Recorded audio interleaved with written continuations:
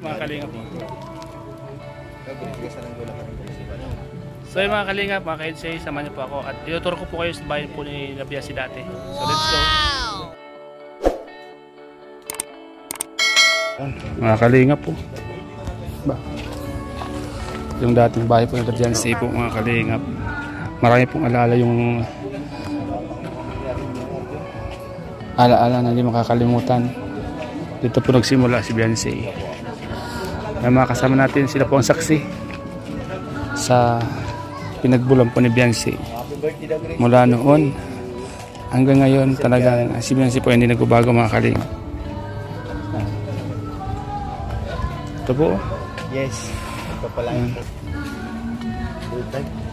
so kami mga alaala na hindi malilimutan mga kalingap. Yan. Guys, ano yung mga naalala mo dito sa bahay ni Biansi? Pinagmulan niya yung simula ng tapos nung hinahatid pa namin siya dito dati super layo. Dami yung alaala dito ano? Grabe kung iisipin mo parang kailan lang, di ba? Pag iisipin mo parang hindi tayo makapaniwala na gano'n na ngayon si Biansi ano? Grabe, napakabait talaga ni Lord mga kalingap. Isipin niyo po 3 years ago ang nakalipas na. Pero tingnan naman po mga kalingap, marami nang magbago kay Biansi, pero si Biansi po ay ganun pa rin, stay humble pa rin, napakabait pa rin, walang nagbabago. Gamit lang yung mga nagbago, pero ugali ni Biansi hindi pa rin po nagbabago, napakabait pa rin po. Si Grace po makakapagsabi niyan kasi dati niya pong inati dito sila Biansi pag may mga shooting na alanganin, di ba? Pagpunta ng Baguio, ano, sinundo. Grabe, daming alaala dito. Nakakamiss tong lugar na to. Yan po mga kalingap po. Mga kalingap, ipapasyal ko po kayo dito. parang katabi mo bro. Kaya wala dito to ang pogi pero di namin gamit. Namiss ko tong lugar na to mga kalingap. Ito mga kalingap po. Sino po ba nakakamiss sa inyo mga kalingap sa lugar na ito? Siguro lahat naman po ano, lahat ng Edsay community. Grabe oh. Low tide, nagsilabasan yung mga bato.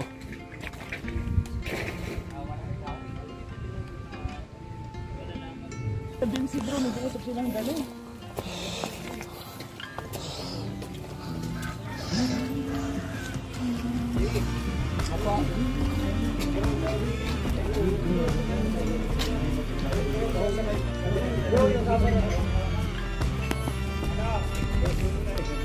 Mga kasama natin, sila po yung mga bago ditong kasama natin. Yung iba dito ay yun lang po nakapunta sa bahay nila Biansi. Kakamiss dito mga kalingap sa lugar na to. Ang daming nabuong magagandang alaala dito sa lugar na to. Nakakamiss ang mga nangyari dito. Dito ang nakatarito po ito tinala ni Biansi po. Tahimik yung dagat oh. Bro, tahimik yung dagat ano bro? Low tide.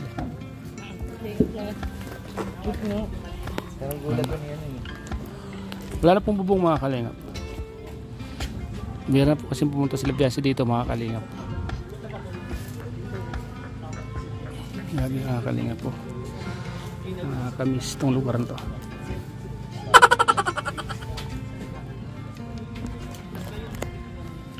Andun yung dalawa sa loob, si Coach Ruff and Kalingap Rain. At inaalala nila yung mga nangyari dito, mga alaala na hindi malilimutan po. Para lang sa'yo.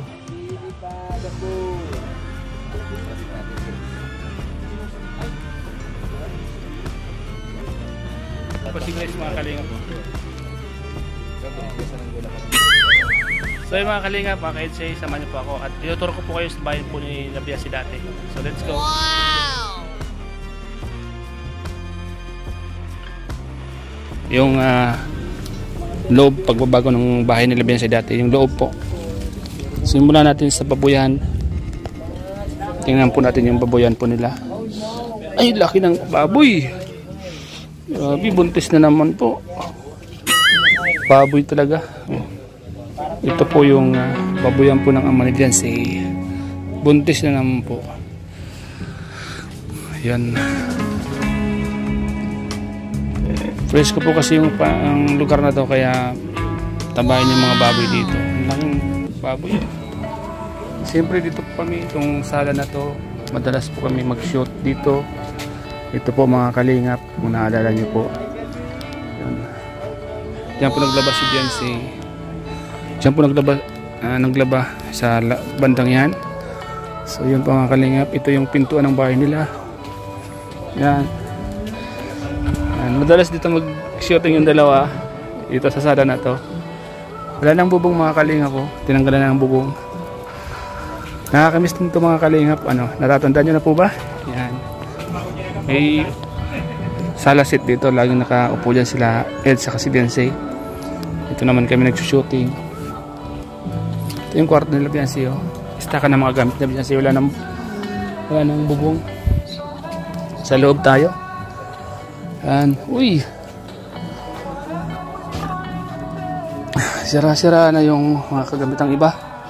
Mga luma na. Wala na talang nakatara dito. Ilapit ko po. Old picture ni Biancy. Masalong-salong elementary school. Yan. So yan po.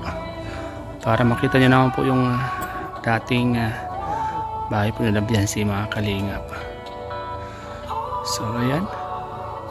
So ito po mga kalingap po.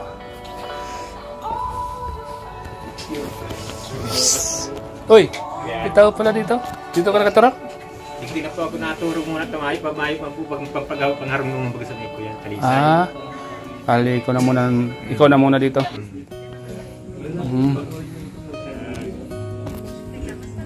Dito muna ako nagkanta. Masulugon pong maray pa paligpikis ko. Ano yan, sakit mo? Pigsa. Pigsa maliban sa yut. Sa gout. Sa gout? Okay na. Kuwan ko man na rin. Kung yan, gamutin mo siya ng gumamila. Dami na yan. Oo. Sana, dinali ko na ito. Uy, grabe. Dapat yung butasan mo yung kwan, dapat nakabutas yung kwan, yung butas ng kwan, yung mata. Dami niya, lakas mo niya. Pag gabi ay hindi ako pinapatulog. Masakit yan. Sakit. Ikaw na pala yung natutulog dito. Sa'yo na pinagkatiwala to. Hindi naman, no? Dito lang ako pinatira nila. Dito ka nga pinatira. Baga po ay para magkatawa. Habang hindi ko pa nakapagawa yung bahay ko dyan, dito muna. Saan yung anak mo? Nagpasok po. Nagpasok. Dito rin siya nakakatira. Dito rin yung Maganda kahit pa paano may tao dito. Hindi masisira. Kasi pag walang nakatira, masisira to. Sira nga po talaga. Kita mo, bulok-bulok na. Sira na. At saka malilinisan. Yung kagandahan dito. Siya lang ngayon lang po hindi ako kapaglinis. Sakit nga ang pako. Pag wala ka ng sakit. Kasi merap pag gumalaw pag may sakit. Malinis mo magaw. Yan po mga kalingap, meron na pong nakatira dito pala sa bahay nila Biancy si Kuya. Pinatira muna siya kasi yung bahay po nila ay hindi pa napapagawa.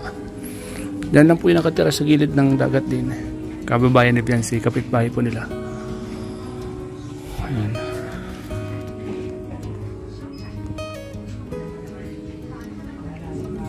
So ayan o.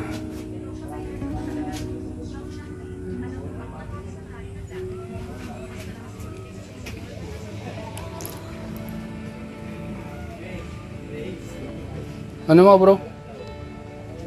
Okay lang kayo dyan? Alam bro, pinapanood lang namin sila. Bro, dito yung mga nakakakilig na ginawa nila bro. Yes, sir. Mga sweet moment. Dito sila nagsimula. Dito na po yung kanilang pagmamahalan bro. Kaya, ano po ito memorable? Memorable, grabe. Hindi ito pwedeng mawala sa kanila kasi nandito lahat. Dito yung ugat ng kanilang pagmamahalan. Dito po nagsimula ang lahat.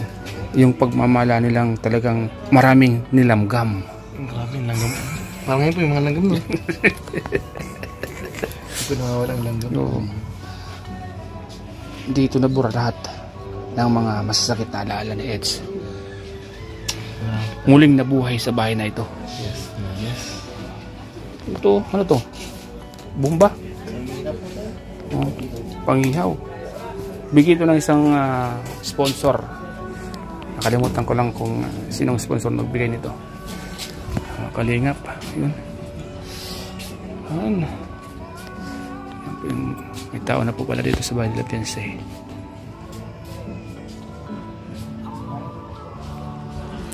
So yan po mga kalingap. Sana po ay na-miss niyo po ito. Sakit, no?